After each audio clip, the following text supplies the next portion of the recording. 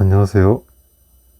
오늘은 주택증여 취득 시 취득세에 대해서 살펴보고자 합니다.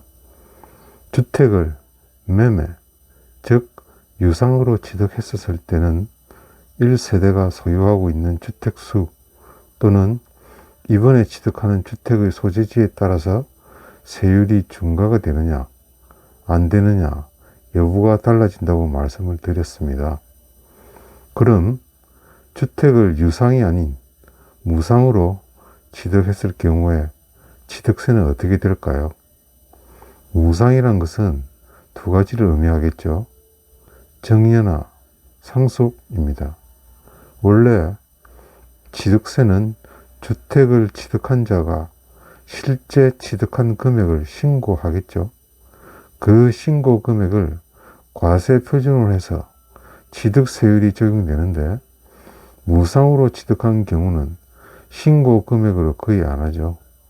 그렇기 때문에 현실적으로 과세 표준, 즉 세율을 적용하기 전 단계에 어떻게 계산하냐면 주택 공시가격을 가지고 계산을 합니다. 주택 공시가격이라는 것은 공동주택 같은 경우에는 공동주택 가격을 의미하고, 단독이나 다중 또는 다가구 주택 같은 경우는 개별주택 가격을 의미하죠.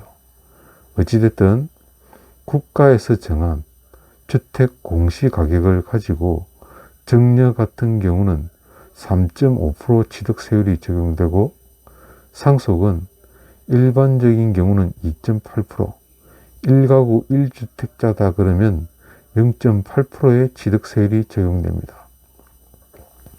특히 조심하셔야 될 게 2022년 증여 같은 경우에는 2022년 증여로 취득한 분에 한해서는 주택 공시가격을 과세 표준으로 해서 취득세율을 적용하는데, 2023년도부터 증여에 대한 취득세 부분이 달라집니다.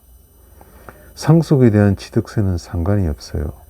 상속은 여전히 주택 공시가격을 가지고 취득세율이 부과가 됩니다.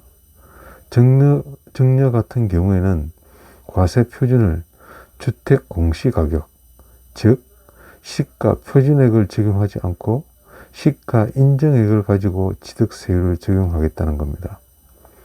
취득세율은 동일한데 과세 표준이 더 늘어나기 때문에 증여에 대한 취득세 부분이 더 커질 수 있다는 겁니다. 그럼 시가 인정액은 어떤 걸 의미합니까? 매매 사례가액이나 감정가액, 공매가액, 경매가액을 말합니다. 그러면 일반적으로 아파트 같은 경우는 매매 사례가액이 드러나기 때문에 2023년 증여 취득 시부터 시세를 준용해서 취득세를 내야 된다는 겁니다.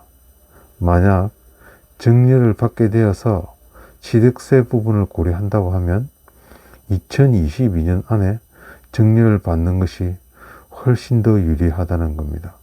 감사합니다.